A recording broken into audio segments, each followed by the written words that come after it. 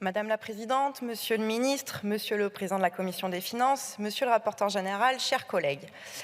Comme un air de déjà-vu. Oui, il y a comme un air de déjà-vu, car nous voici rassemblés pour la seconde fois du mandat pour un projet de loi de finances rectificative. Un texte budgétaire de plus qui se limite à la poursuite du saupoudrage ponctuel face à l'inflation.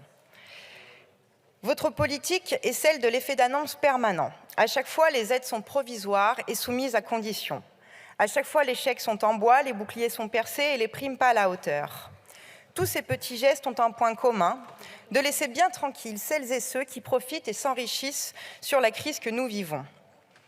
Quand désormais, 1 Français sur 10 dépend de l'aide alimentaire, les 5 premières fortunes, elles, ont doublé leur richesse depuis le début de la crise. Quand 1 personne sur 5 a froid dans son logement, quand 12 millions de personnes subissent la précarité énergétique, Total et Engie enregistrent des milliards de bénéfices qui se transforment en milliards de dividendes. Alors, que trouve-t-on dans ce PLFR? D'abord, 12 milliards d'euros d'ouverture de crédit, notamment pour un chèque énergie supplémentaire. La multiplication des chèques démontre toute l'impuissance de votre prétendu bouclier tarifaire qui gèle les prix à la hausse. Surtout pour un gouvernement obsédé par le déficit et la dette, vous avez une fâcheuse tendance à gaspiller l'argent. Car tant qu'on ne bloque pas les prix, vos chèques partent immédiatement en fumée, car l'inflation est trop forte. Les premiers à en profiter seront encore une fois les multinationales de l'énergie. Et ce n'est pas la ristourne de 20 centimes qui va étouffer les profits de Total. Ensuite, il y a des aides évidemment bienvenues, notamment pour les universités. Mais j'en profite aussi pour parler des annonces dérisoires d'aides pour les étudiants faites dans les médias. Ce n'est pas avec un repas par jour à 1 € qu'on répondra à l'explosion de la précarité étudiante. Les étudiants payent des loyers, ont besoin de chauffer leur logement, prennent les transports et mangent en principe 3 fois par jour comme tout le monde. Il leur faut un véritable revenu pour faire face à l'explosion des prix, par exemple l'allocation d'autonomie que nous proposons. Rien de ce que vous annoncez ne leur permettra de sortir la tête de l'eau. Alors une nouvelle fois, vos mesures sont insuffisantes et coûteuses. Encore une fois, votre texte ne change rien ou pas grand-chose. Tant que vous refuserez de parler des salaires et de la répartition du travail et du capital, les Français et les Françaises continueront de s'appauvrir. L'INSEE mesure déjà l'inefficacité de vos mesures. L'augmentation des revenus au second semestre, suite aux mesures ponctuelles de cet été, ne compense même pas les pertes enregistrées au premier semestre.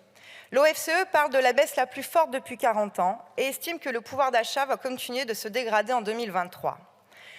Et puis il y a une nouvelle fois cette co-construction tant vantée en début de mandat qui n'existe pas vraiment.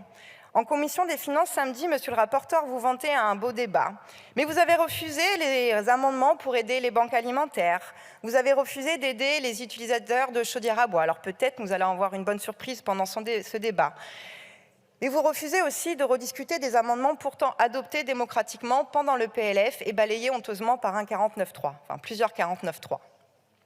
Alors, comment faire pour lutter contre la vie chère? Vous ne pouvez pas prétendre avoir tout essayé. Les réponses structurelles, elles existent. Mais il faut d'abord augmenter les salaires, à commencer par le SMIC, qui entraînera tous les autres. Mais cela, vous l'avez refusé cet été avec la droite et le Rassemblement national.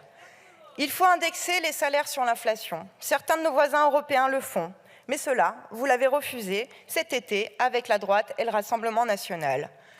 Il faut bloquer les prix, revenir sur la marchandisation de l'énergie.